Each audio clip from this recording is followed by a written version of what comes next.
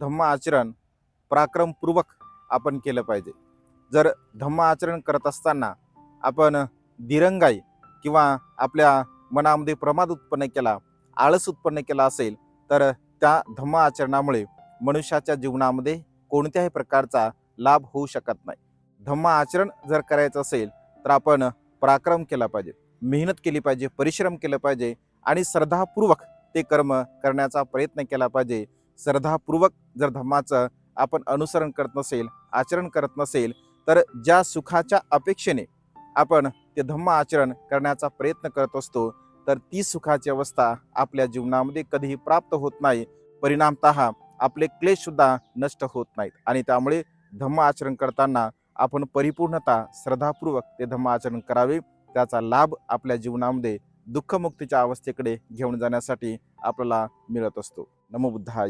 Jai Bhim.